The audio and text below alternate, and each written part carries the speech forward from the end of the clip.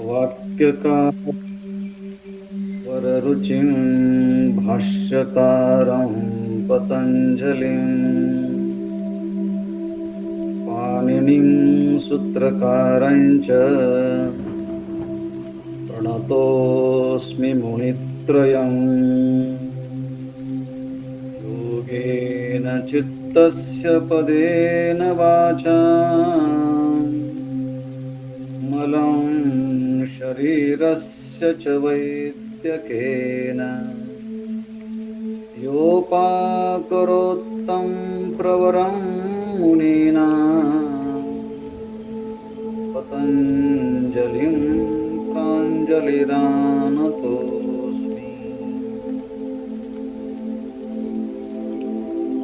महर्षी पतंजली कृत आपण योगसूत्रांचा क्रमशः विचार या ठिकाणी करत आहोत. अनंत जन्माचे संस्कार ह्या चित्तावरती झालेले असतात आणि त्यामुळे चित्त आंतरबाह्य अशा विविध विषयांच्या आकाराने परिणित होतं. त्याला वृत्ती असं म्हणतात. त्या काही क्लिष्ट आणि अक्लिष्ट वृत्ती असतात.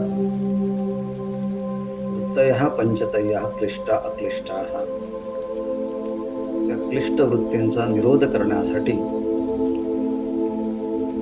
अभ्यास आणि वैराग्य हे दोन उपाय सांगितले आहे. तत्र स्थितो यत्नो अभ्यासः. वैराग्याच्या द्वारे विषयांच्या ठिकाणी दोषबुद्धी झाल्यानंतर इंद्रिय विषयांपासून परावृत्त होतात. मग ते इहलोकातील असेल किंवा परलोकातील असेल. दृष्टानुश्रविक विषय वितृष्णस्य वशीकार संज्ञक हे वैराग्य असतं. त्यानंतर एक परवैराग्य आहेत. ते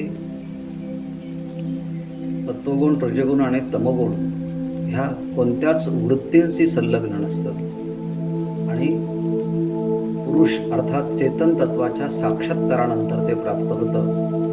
तत्परम पुरुष ख्यातिरगुणवैतृष्ण्यम असं म्हटलं आहे. अपर वैराग्याच्या द्वारे असंप्रज्ञात समाधीपर्यंत पोहोचता येतं आणि परवैराग्याच्या द्वारे अपर वैराग्याच्या द्वारे संप्रज्ञात समाधीपर्यंत, तर परवैराग्याच्या द्वारे असंप्रज्ञात समाधीपर्यंत पोहोचता येतं. संप्रज्ञात समाधीचे चार आपण प्रकार पाहिले. सविचार, सवितर्क, आनंद आणि अस्मिता.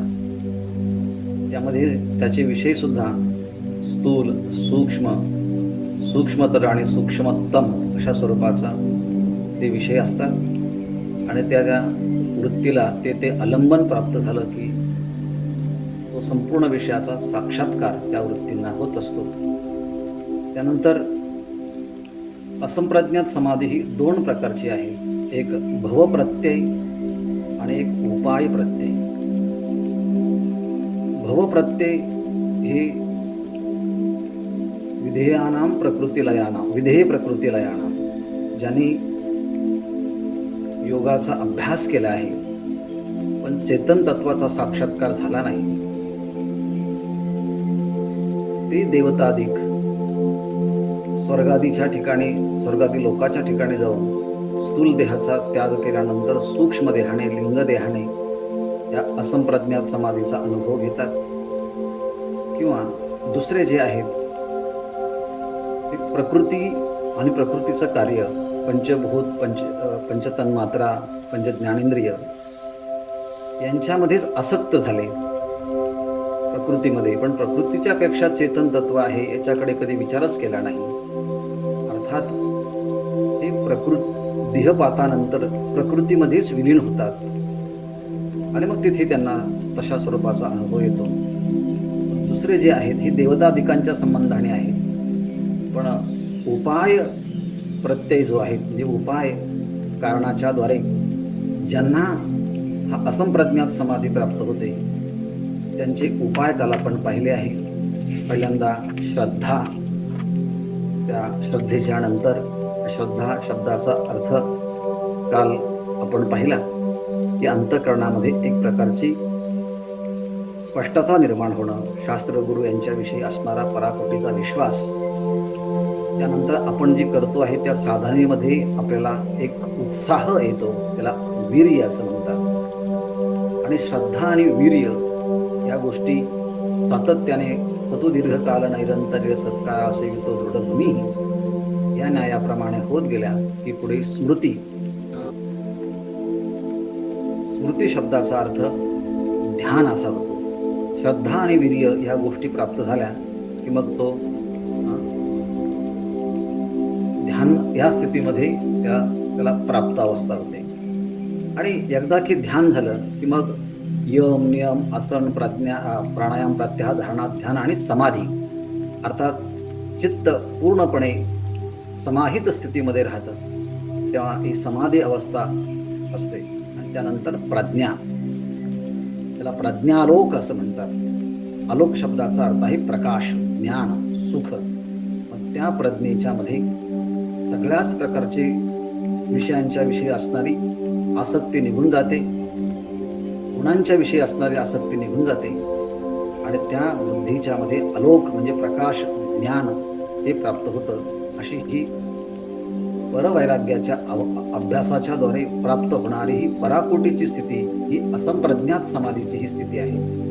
असंप्रज्ञात समाधीचा शब्द उल्लेख न करता प्रज्ञालोक अशा शब्दाचा प्रयोग काही ठिकाणी पाहता येतो. आणि ह्याप्रमाणे ह्या साधनांच्या द्वारे ही समाधी प्राप्त होते. ही इतरेशाम असं म्हणताना जे योगी लोक सातत्याने ह्या गोष्टीचा अभ्यास करतात त्यांना भवप्रत्यय आणि विधेय प्रकृती लय ह्याच्यापेक्षाही वेगळी असल्यामुळे इतरेशाम योग्यांच्या करता ही श्रद्धा वीर्य स्मृती समाधी प्रज्ञापूर्वक साधना केली तर असंप्रज्ञात समाधीची अनुभूती येते. पण अशी अनुभूती काहींनाच येते, काही तर अशा साधना प्रदीर्घ कालपर्यंत करत राहतात, परंतु त्यांना त्यांच्या साधनेचा परिणाम त्यांच्या अंतःकरणावर दिसत नाही, त्यांच्या मुखश्चर्यावर दिसत नाही, त्यांच्या दैनंदिन जीवनात दिसत नाही. असं का? काहींना सिद्धी वगैरे प्राप्त होतात, त्याही खूप उशिरा होतात. पण काहींना मात्र ह्या साधना करताना ह्या साधनेची फलश्रुती ही असंप्रज्ञात समाधी आणि कैवल्य अवस्था किंवा वेगवेगळ्या प्रकारच्या सिद्धी लवकर प्राप्त होतात आणि काहींना तर त्यांच्या आयुष्यात काही होताना दिसतच नाही. मग असं का? जर श्रद्धा वीर्य स्मृती प्रज्ञा समाधीपूर्वक झाल्या गेल्या तर आपल्याला असंप्रज्ञात समाधीची अनुभूती येते. पण या साधना करून सुद्धा काहींना अनुभूती येत नाही. मग हा प्रतिबंध का? असा जेव्हा प्रश्न निर्माण होतो तर त्या प्रश्नाच्या उत्तरासाठी पुढची 2 सूत्र आहे, ते दोन्ही सूत्र आपण एकत्रित वाचूया. तीव्र संवेगानाम आसन मृदु मध्यादि मात्रत्वात् ततोपि विशेषः. दोन्ही सूत्र ह्या जो प्रश्न उत्थापित केला त्या प्रश्नाच्या उत्तरादाखल आहे. आसन्न म्हणजे एकदम सन्निकट, तीव्र संवेगानाम, तीव्र म्हणजे अतिशय, संवेग शब्दाचा अर्थ आहे वैराग्य किंवा तीव्रता किंवा शीघ्रता. तीव्र संवेगानाम आसन्न, जर आपण जी साधना करतो त्या साधनेमध्ये उत्कटता असेल, तीव्रता असेल, शीघ्रता असेल तर आपल्याला समाधी आणि समाधी फल जे आहेत ते तात्काळ प्राप्त होऊ शकतं. आसन्न, आसन्न म्हणजे सन्निकृष्ट, तात्काळ याचा अनुभव येऊ शकतो. पण काहींना येत नाही. याचं कारण काय? याकरता 1 मिनिटाचा मी दृष्टांत देतो, उदाहरण देतो, सहज आपल्याला कळेल. एका विशिष्ट ठिकाणी जायचं आहे आणि विशिष्ट ठिकाणी पोहोचण्याकरता 3 साधनांचा आपण उपयोग केला. कासवालाही सांगितलं त्या ठिकाणी जायचं आहे, सशाला सांगितलं त्या ठिकाणी जायचं आहे आणि मुंगीलाही सांगितलं त्या ठिकाणी जायचं आहे. किंवा दुसरं उदाहरण जर घेतलं तर विशिष्ट साध्यापर्यंत पोहोचण्यासाठी तिथे घोडाही आहे, त्या ठिकाणी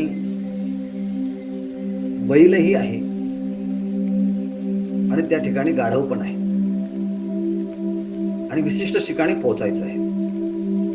तर मग अतिशय वेगाने कोण पोहोचेल? घोडा अधिक वेगाने पोहोचेल, बैल त्यापेक्षा उशिरा पोहोचेल आणि गाढव त्या ठिकाणी त्याही पेक्षा कमी वेळेत पोहोचेल. पण साध्य तर तिथपर्यंत आहेत आणि सगळे तर त्या साध्यापर्यंत पोहोचण्याकरता निघाले आहेत, पण तिथपर्यंत पोहोचत का नाही?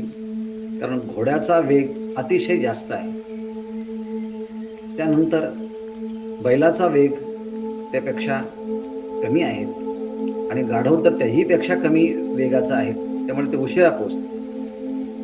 याप्रमाणे श्रद्धा, वीर्य, ध्यान, समाधी आणि प्रज्ञा हे सगळ्या साधना सांगितल्या आहेत. पण ह्या सगळ्या साधना करताना काहींची तीव्रता, काहींची जिज्ञासा अतिशय मंद असते. एकदाच आठवड्याला यायचं आणि योगाचा अभ्यास करायचा, काही आठवड्यातनं 2दा येतात. पण जे 7ही दिवस आणि 12ही महिने सातत्याने योगाचा अभ्यास करत असतील तर त्यांच्या विचारसरणीमध्ये फरक पडेल आणि त्या समाधीचा लाभही त्यांना प्राप्त होईल, योगा अभ्यासाच्या फलाचा लाभ प्राप्त होईल. ह्याकरता जे काही उपाय केले जातात त्या उपायांना 3 प्रकारामध्ये विभागलेलं आहे. काहींचे उपाय हे मृदू असतात, काही उपाय हे मध्यम असतात आणि काहींचे उपाय हे तीव्र असतात. जगद्गुरु तुकाराम महाराजांना अनेकदा भंडारा भामचंद्राने घोराडा डोंगरावरती प्रवास करून आत्मसाक्षात्काराकरता प्रयत्न करूनही तो होत नव्हता. सातत्याने त्यांचे प्रयत्न चालू होते, पण एक दिवस ठरवलं की भामचंद्र डोंगरावरती गेल्यानंतर जोपर्यंत साक्षात्कार प्राप्त होत नाही तोपर्यंत यायचंच नाही. आणि अशा ठिकाणी त्या गुहेत बसले की जिथे अन्न पाणी सगळं वर्ज्य केलं आणि 15 दिवस अंगावरती इंचू, सर्प, व्याघ्रादिकांच्या गर्जनेने अतिशय उपद्रव झाला. तरी जगद्गुरु तुकाराम महाराजांनी त्या सगळ्याच गोष्टीच्याकडे दुर्लक्ष केलं. देहं वा पातयामी कार्यं वा साधयामी, माझा देह पडला तरी चालेल, परंतु जोपर्यंत साक्षात्कार प्राप्त होत नाही तोपर्यंत मी ह्या ठिकाणावर उठणार नाही. अशा प्रकारची तीव्रता, त्याला इमर्जन्सी, एक अर्ज जेव्हा अंतःकरणातून उत्पन्न होते, जेव्हा मनुष्य साधने करता इतका तीव्रतम वेगाने जातो की ज्याप्रमाणे मासा हा पाण्याच्या शिवाय एक किंचित काल सुद्धा जगू शकत नाही, तत्क्षणी तो मृत्युमुखी पडतो. तसं आत्मसाधना करत असताना जर मी ती साधना केली नाही, तो साक्षात्कार प्राप्त झाला नाही, तर मी जीवनच ठेवणार नाही. अशा प्रकारची तीव्रता ज्यांच्या अंतःकरणामध्ये असते त्यांची जी साधना आहे ती अतिशय वेगाने असते. त्या साधनेला आपण तीव्र साधना म्हणूया. आणि ज्यांची साधना मृदू आहे, करता येईल, बघता येईल, अजून काय वेळ गेलाय का आहे, मग तो मृदू सम्यक असं म्हणायचं. आणि दुसरा जो आहे तो मध्य सम्यक, म्हणजे त्यांचा वेग जो आहे तो मध्यम आहे, म्हणजे कधी आज, कधी उद्या, कधी परवा. आणि काहींचा जो आहे तो वेग, साधण्याची तीव्रता जी आहे ती अतिशय आहे. याप्रमाणे जे उपाय करतात त्या उपायापैकी काहींचे उपाय हे मृदू आहे, काहींचे उपाय हे मध्यम आहेत आणि काहींचे उपाय हे तीव्र आहेत. याप्रमाणे मृदू सम्यक, मध्य सम्यक आणि तीव्र सम्यक अशा प्रकारच्या 3 साधकांची ही भूमिका तयार होते. म्हणजे मृदू उपाय जे करतात त्यांचा मृदू सम्यक, मध्यम उपाय करतात ते मध्यम सम्यक, आणि ज्यांची तीव्रता ही अधिक असते त्यांचा हा तीव्र सम्यक असतो साधनाच्या मधला. हे 3 उपाय झाले. या तिन्हींच्या मध्ये सुद्धा आणखी 3 प्रकार पडतात. जसं की मगाशी मी सांगितलं की घोड्याला एका ठिकाणी जर पोहोचायचं असेल तर ह्या बैल आणि गाढवापेक्षा तो लवकर पोहोचेल, परंतु फक्त घोड्यांचीच शर्यत लावली तर त्या घोड्यांच्या मध्ये काही घोडे अतिशय वेगाने जातील, काही घोडे अतिशय मध्यगतीने जातील आणि काही उशिरा पोहोचतील. याचा अर्थ आहे ज्या तीव्रतम साधना करतात त्यांच्यामध्ये सुद्धा उत्तम, मध्यम आणि कनिष्ठ असे उपाय होऊ शकतात.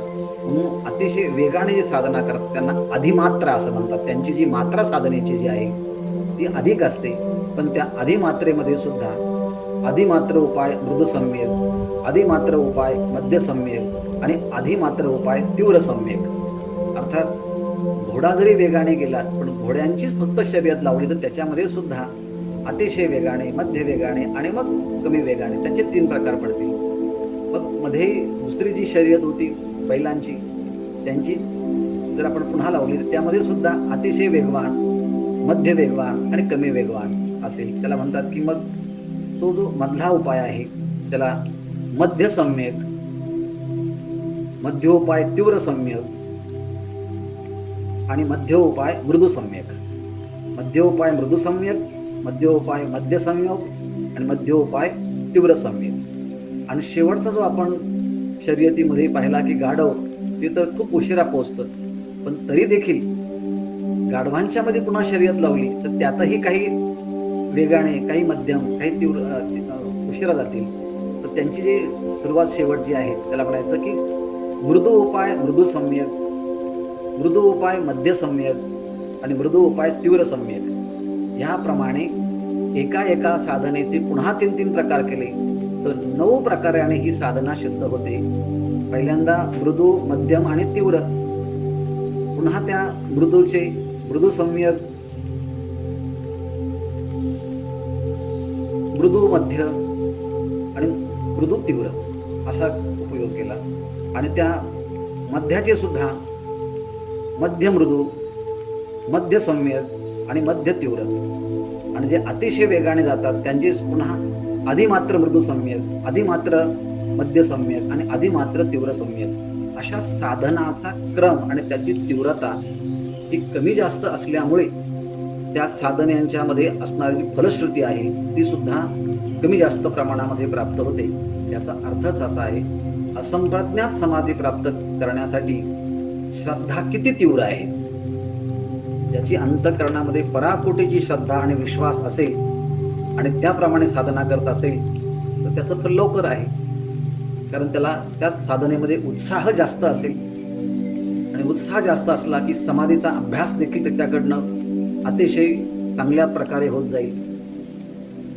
आणि ध्यानाचा अभ्यास चांगला झाला, समाधीचा अभ्यास चांगला झाला आणि त्याच्या बुद्धीमध्ये विषयांच्या विषयी वितृष्णता प्राप्त झाली, गुणांच्या विषयी वितृष्णता प्राप्त झाली आणि पराकोटीचा असणारी जी परवैराग्य ती स्थिती प्राप्त झाल्यानंतर त्याला प्राप्त होणारी जी असंप्रज्ञात समाधी आहे ते असंप्रज्ञात समाधीची फलश्रुती अतिशय वेगाने मिळेल. आणि त्याला जो मुख्य उपाय सांगितला होता की सगळ्या वृत्तींचा निरोध, तदा द्रष्टू स्वरूपे अवस्थानम, ही फलश्रुती ही त्याला प्राप्त होईल. परंतु हा प्रयत्न करूनही सुद्धा जर साधना प्राप्त होत नसेल, ध्येय प्राप्त होत नसेल तर कधी कधी मग त्या साधकाच्या मनामध्ये अनेक प्रकारची वैफल्यता प्राप्त होते, अनेक प्रकारची गुंतागुंत प्राप्त होते. मग अशा साधकाने काय करावं ह्याकरता त्यासाठीचा पुढचा उपाय जो आहे तो ईश्वर प्रणिधानाचा असेल. मग ईश्वर काय आहे, ईश्वराचे स्वरूप काय आहे, ईश्वराच्या ठिकाणचं तत्व कसं आहे, ती साधना कोणत्या साधनाने करायची, त्याची फलश्रुती काय आहे, हा ईश्वर संबंधीचा विचार पुढच्या काही सूत्रांच्या मध्ये आहे. तो आपण क्रमशः नंतर पाहूया.